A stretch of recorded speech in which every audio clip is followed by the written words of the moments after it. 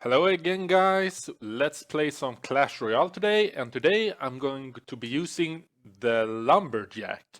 So many people are using the Lumberjack right now, so we're gonna jump right into it. And this is a deck that contains the Hog Rider and the Baby Dragon. I'm gonna show you some replays, two replays today with this, and he's gonna start off with a Goblin Barrel. So I'm gonna use the Musketeer because I didn't have my sap. So it's a pretty good trade, actually. Now I can use the Musketeer in offense, and I'm gonna put down both the guards and the Hog Rider. And here comes a value one. I'm going to sap all his minions because my sap is two levels higher than his minions, and the Musketeer is just gonna go to town also. So that tower is so low already, and that's really, really good. And look at this. It's all about the placements. Now I'm going to place down the Musketeer so he can 1-2 shots the princess pretty fast. So I didn't put her in the back, I put her between the barbs and the princess. That's a key thing with the Musketeer. Place her in the right position. So now he's going to go with the Goblin Barrel again. And the thing here is that I have to make a decision. Am I going to use my sap on the Goblin Barrel or at his minion horde? I can take out both, I know now. So now I put down both the Lumberjack and the Hog Rider, and this is some value. This is a really good value, because now my Baby Dragon took out his minion horde, and that is so good. Now I can just sit on my sap. Now I can just be cool, and I know when he's gonna put down his Goblin Barrel, I can use it. He hasn't used his Giant yet, which he is going to put down right now. So that was the first. He saved it a lot of time, but that was because I always kept pressure on him. So I put down the cannon and the Musketeer, and he's just wasting elixir because he doesn't know what to do. So I'm gonna go with the guards on the princess, which is really good. And here's also a key thing. Now I'm gonna just poison all that and use the sap on the minion horde. And he has another giant down because now he's kind of in panic. He needs to do something really fast. And once again, look at the placement on the Musketeer. She's going to take out the miner first, and the Lumberjack is going to help us clean up the giant. And I haven't got my sap ready yet. I was a little bit lazy. I could have put down the Baby Dragon earlier, so I had my sap ready.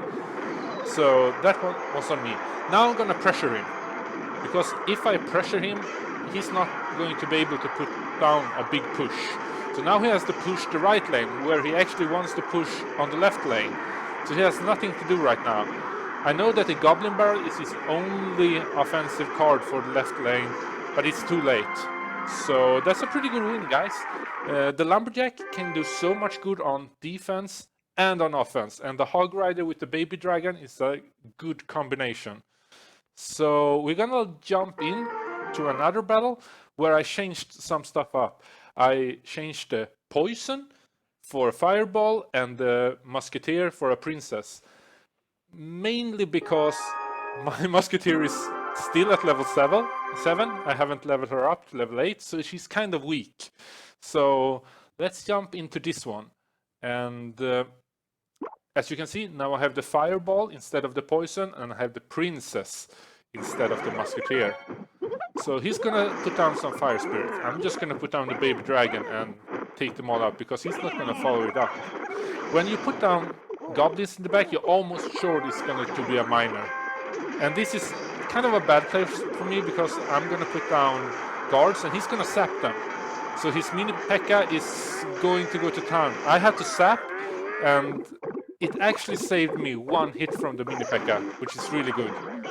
And this is also kind of a bad play because of my sap. I was kind of short on elixir, and I wanted to go on a big push with the miner, with the Lumberjack, but he just put down a cannon and some spear gobs, and I didn't do anything. Here's one thing. I know he has a miner, and I don't want the miner to go for the tower, so I'm going to put down the princess, because he has to put the miner on the princess all the time.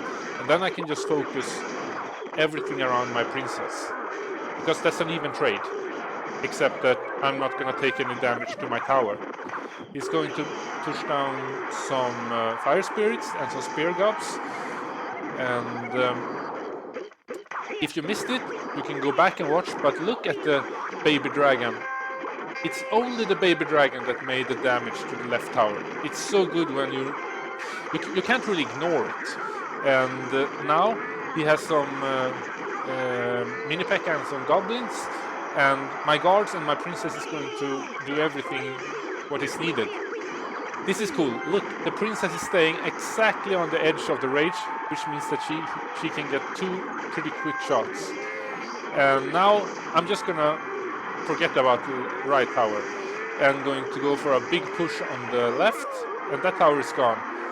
The cool thing is, with the sap, the right tower actually survived, so he had to put down his miner to get the tower, and that means that I can put down my princess without getting her mine from the miner. So now I have the princess in the back, the baby dragon on the top to take out the small troops, and the lumberjack for his mini P.E.K.K.A, which the princess is going to clean up, and the hog and the baby dragon is going to do really good work.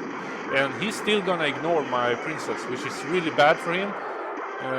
So I just gonna go for it. He has to fireball my princess, which is not a good trade right now, late in the game. Late in the game, you always want to go for even or positive trades when you take out cards. Look at this, I'm just gonna ignore my tower and take out his tower, and that's going to be GG. Had a lot of fun with these decks. It's both Baby Dragon, Hog Rider, and Lumberjack. And that's going to be it, guys. Leave a like below. Bye.